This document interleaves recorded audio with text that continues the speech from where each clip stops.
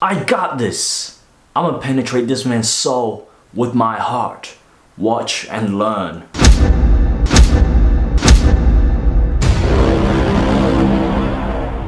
Alright, before we get started, let's make sure that we're starting on the same foot here. By overrated, I mean when the ratings by the critics are much higher than what I think they should be. That's what I mean by overrated. By no means do I think it's a bad movie. By no means do I think Bad Boys is a bad movie at all. I thoroughly enjoyed that movie in the theater, but Rotten Tomatoes rating on this movie is 77%. Like, come on, that's higher rating than what, The Gladiator, A Beautiful Mind, The Gentleman, did a video review, so check that out. Like, come on, this movie is, I love this movie. This movie is very enjoyable. Will Smith and Martin Lawrence had brilliant chemistry together. They were so funny. The actions were incredible. The story was pretty good. I mean, there was character arc in it, which is rare for a big blockbuster action movie like this. But like, honestly, like 77%, like come on.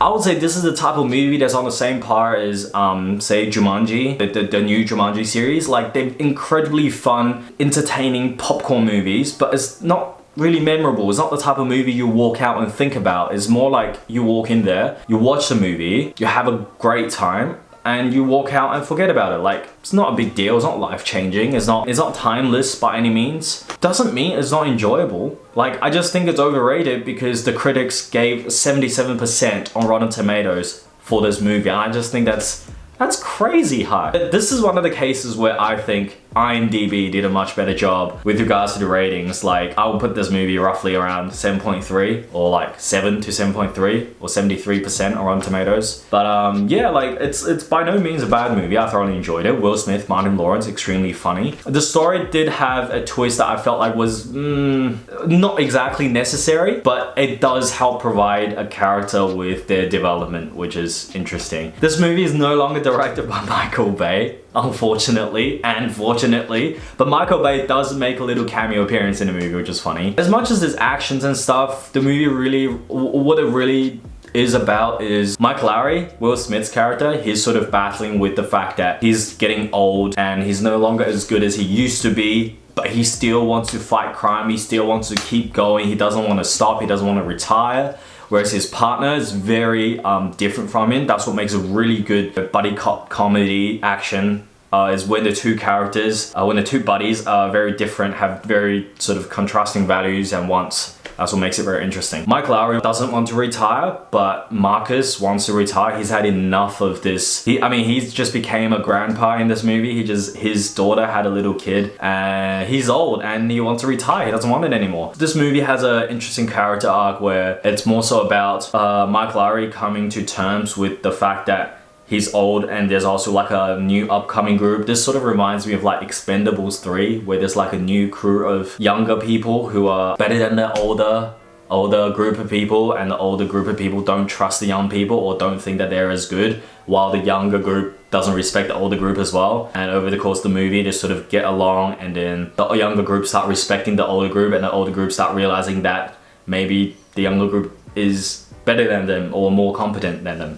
It's interesting because so the younger group is very, there's a bunch of tech. They use drones, they use computers, they use a bunch of technology to help them with the missions and stuff, but what they're lacking is the experience that Mike Lowry has. Like, there was a scene in the movie where, hopefully this doesn't give away the plot too much, but I really liked it. So Mike Lowry, so Will Smith's character, was working with a younger team, and then there was watching through the drone footage on a illegal gun trade, or the side that was supposed to have the money. The guy who was holding the bag casually lifted up the bag and scratched his nose. And just the way he lifted the bag, Mike Lowry was able to tell that that bag was too light, there's no money in it, and he immediately reacted. And that's something that comes with experience. That's not something that you can learn overnight. It's just like his instinct picked up on it instantly because of how much shit he's been dealing with over the course of 20 years or something. So I thought that was very interesting. And also Mike Lowry goes through an interesting character arc of embracing the fact that he needs to learn to embracing his older side of being ready to have a family, sort of thing.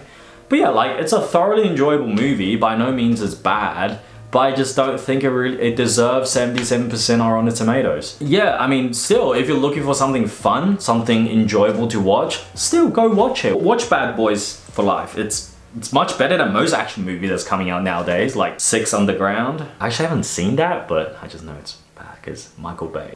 But yeah, like, by no means is a bad movie. I've repeated myself so many times today about that. But yeah, Will Smith and Martin Lawrence, super funny. Can't really not laugh at their stupid jokes, and their dynamic is just incredible. I mean, I really enjoy the first two Bad Boys as well. It's just something that you can't not enjoy. It's just really fun blockbuster movie. It's not supposed to have any sort of meaning or any sort of theme or ideas behind it, but the fact that in this one they were able to squeeze in some character arc in it, making the characters a little more in-depth, a little more three-dimensional. Anyways, yeah. So although Bad Boys for Life is a very overrated movie, it does not deserve the rating on Rotten Tomatoes that it got, but it's not a bad movie at all. And if you're looking for a blockbuster movie to watch, have fun, and enjoy your holiday, your weekend, your Friday nights with your friends, definitely go watch it and check it out.